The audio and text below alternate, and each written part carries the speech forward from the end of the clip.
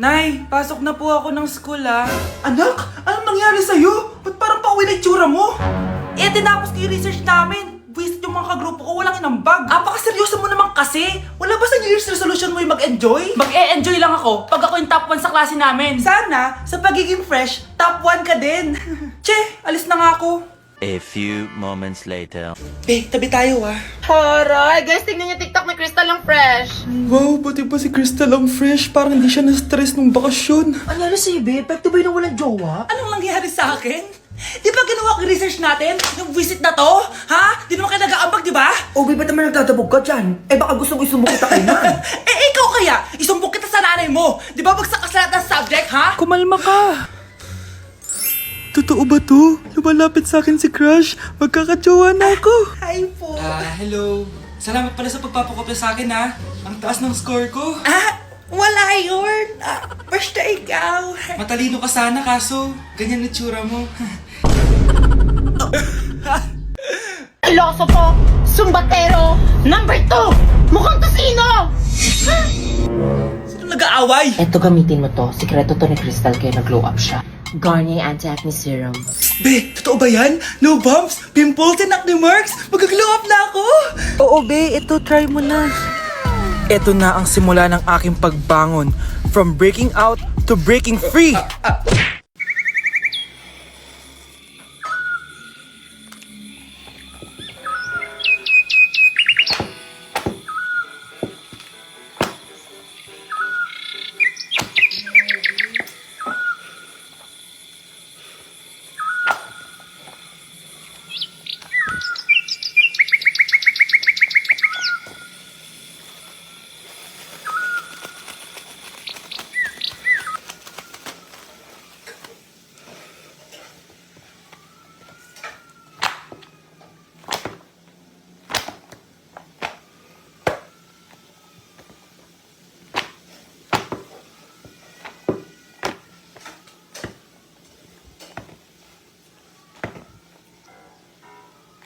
Huwag kayong maingay, nandiyan na si ma'am. Okay, class. Pass these papers to your classmates.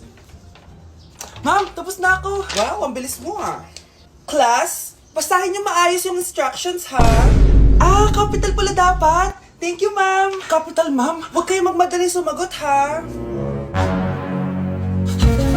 A few moments later. Ang lesson natin for today ay mga unggoy. Magbigay kayo ng mga halimbawa ng mga unggoy. Ma'am, oranggutan. Tama. Ma'am ako, ma'am. Tama. Okay, class. Ang galing. So, nakapag-check na ako ng mga exams nyo.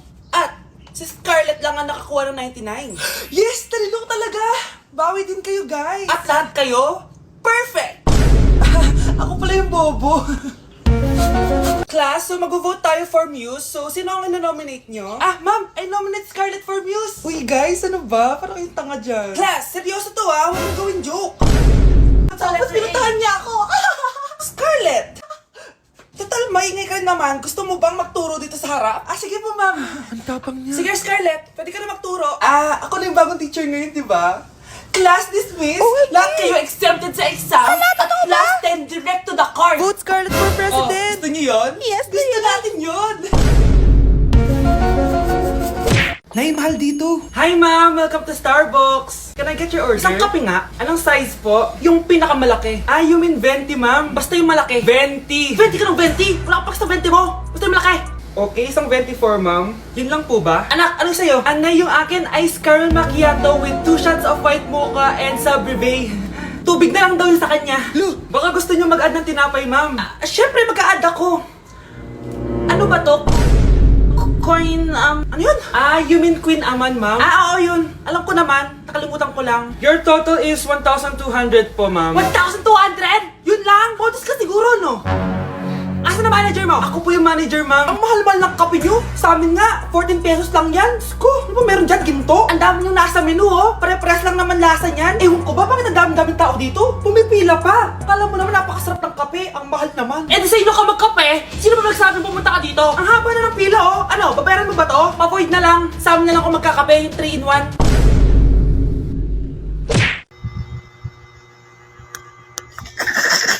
Grabe na talaga yung bata ngayon. Pati sa panaginip naglalato-lato. Anak? Sumasapi na sa kanya yung kaluluwa na lato-lato! Tara, Nay. Lato-lato tayo. Lumayo ka sa akin! Tara, Nay. Lato-lato tayo. Anak ko, kumain ka na. Sige po, Nay. Anak, kumain ka muna na maayos. Huwag ka muna maglato-lato dyan. Sige po, Nay. Tapos na po. Adik nga. Bibigyan ko ng 100 yung mananalo Ano mananalo dyan? Di ako magpapatalo sa'yo, no? basti ako tataya Sino ba tataya? A few moments later. Di pa rin sila tapos. gising na. Aalis na nga ako. Wala ka nga dyan. Daya, neto. Nay, may bago akong talent. Nakaka-proud ka naman, anak. Ano ba yung talent mo? Di kita, anak. Hanap ka ng nanay mo. Uy mga Mare, sorry na late ako Sorry din mga Mars, yung driver ko kasi ang tagal. Ako din na late, yung helicopter ko kasi nagpagas pa sa ere. Ikaw Mars, bakit ka na late? Yung kotse ko kasi nabangga. Dilulo ka ata, Nay. Naka-tricycle lang tayo eh. Nahimik ka. So Mars, kamusta pala kayong dalawa? Ento, kakauwi ko lang ng Amerika. Ako naman, kakagaling ko lang ng Europe tsaka Japan. Ikaw Mars, saan ka galing? Ako? Galing ako sa mall. Sa mall ka lang pumupunta? Mall sa Australia. Wow, sosyal. Mag-mall lang sa Australia pa. Sinungaling. Sa Changi ka lang pumupunta eh. Isa pa, pag di ka na nahimik dyan. Balita ko mas yumaman kayong dalawa ngayon na. Anong ganap nyo? Hindi naman. Kakabili ko lang ng 2 bahay tsaka ng 3 bagong sasakyan. Ako naman, nagko-collect ako ng mga designer bags, designer shoes, basta designer. Ikaw, Mars. Nagko-collect ako ng ginto. O, bracelet tsaka sing-sing. Ginto. Nagko-collect ka ng sama ng loob ka mo. Punyeta ka, wag mong hintayin sa mamaloob ko sa'yo. Buti pa mag-order na tayo mga Mars. Excuse me, can I have the fettuccine Alfredo? Yung sa akin steak with white caviar. Samahan mo na rin ng wine. Ano bang basa dito?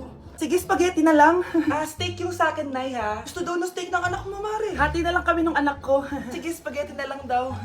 A few moments later. Sino pong magbabayad ng bill? Kuya waiter, ikaw na lang mamili kung sino magbabayad sa aming 3. Mayaman naman kami lahat. Si Ma'am po. Ako? Ikaw magbabayad, Nay. Congrats, Mars. Magbayad ka na. Wait lang. CR lang ako, ha? Sige, Mars. Babalik pa ba yun? Aalis na ako. Bahala kayo dyan. Thank you for the roses. Thank you for the roses. Oh, now there's a fire. Thank you for the ice cream. Thank you for the roses. Anak, anong ginagawa mo? Nay, ginagawa ko yung AI na trend sa TikTok yung nagla-live. Anong AI live na kabaliwan na yan, ha? Madami daw kasi nagsisend kapag ganun. So, pwede ako yumaman. Yayaman? Talaga lang, ha? Oo, Nay. Ang dami ko na nakuha ang pera, eh. Talaga? Marami ka ng pera? Sige, tuloy mo na yan. Oh, thank you for the ice cream. A few moments later. Thank you for the flowers. Oh, now there's a fire. Nay, ano pong ulam natin? Thank you for flowers. Nay, gutom na kami. Wala pa rin ulam. Oh, anak, kung na muna bahala sa kapatid mo. Magluto ka muna dyan. Pero Nay, buong araw ka na nagaganyan. Nakakalimutan mo yung mga anak mo. Thank you for TikTok. Kita mo nagpapayaman ako dito, di ba? Gusto mo mag-live ka din para may silbi ka naman at di ka pabigat. Thank you for the flowers. Thank you for the flowers. Mukhang bad trip si ma'am. Kayong 4, tumayo kayo. Hala, ano na naman kayang ginawa nila? OMG. Natatandaan nyo ba ba tong group chat nyo?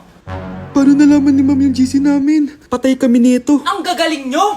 Mag-uumpisa tayo kay Scarlett. Ako po, ma'am. Palagi na nagpapareport si ma'am. Ano, tamad na siya magturo? Sayang lang tuition natin, be. Isa ka pa, Christian! Ma'am, kita niyo ba, bago reban si ma'am, balita ko kumukuha siya sa class funds natin, Ginawa niya tayong business. Samantha! Yes po. Ayoko talaga dyan kay ma'am. Mas gusto ko pa yung dati natin teacher. Buti pa yun, hindi nang babagsak. Tapos magaling pa magturo. Kyle! Akala ko matino ka! Guys, huwag niyo naman ginaganyan si ma'am. Mabait naman siya eh. Sa principal nga lang. Akala niyo di ko alam mga pinagsasabi niyo sa akin? Lahat po ng sinabi namin sa GC. Totoo po yan, ma'am. Diba sabi nga nila, ma'am, truth hurts? Truth hurts pala, ha? Sige, papakita ko to sa principal sa office. Sige, ma'am. Sabihin mo sa principal. At sasabihin din namin yung mga baho mo. Ha?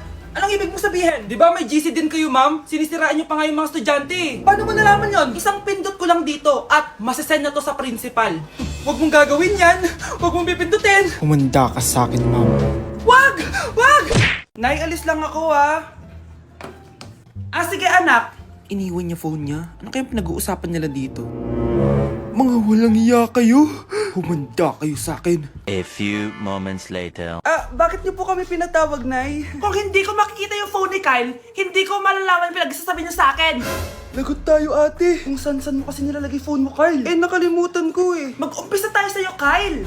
Anay, puro na lang itlog at hotdog niluluto ni nanay. Mas masarap pa magluto yung kapitbahay natin. Sige, next time, ipagluluto kita ng sinigang na hotdog. O ikaw, Brianna. Alam niyo bang nagalit sa akin si nanay kasi dati with high honors ako, diba? Tapos ngayon with honors na lang. Eh siya nga bagsak nung high school eh. Oo, bagsak ako. Pero top 1 ako nung kinder. Kevin? Wala akong sinasabi ha. Grabe talaga si nanay. Umaga pa lang galit na siya. Tapos utos pa siya ng utos. Bawal ba magpahinga sa bahay na to? Grabe. Wow, wala ka palang sinasabi ha. At ikaw, Scarlett? Yes, Nay? Mga be, alam niyo bang galit na galit sa akin si nanay dahil daw nag-boyfriend ako na maaga? Eh siya nga maagang nabuntis eh, di naman ako naggalit sa kanya. May problema ka ba sa maagang nabuntis? Wala akong problema, Nay. Idol nga kita eh. Ha? Anong idol? Buntis din ako! For our last question, ano ang full name ko? Wala naman yun sa lesson ah. Siyempre, dapat alam niyo yung pangalan ko. Dami namang alam nito. Di ko maalala full name niya. Perfect na sana ako eh.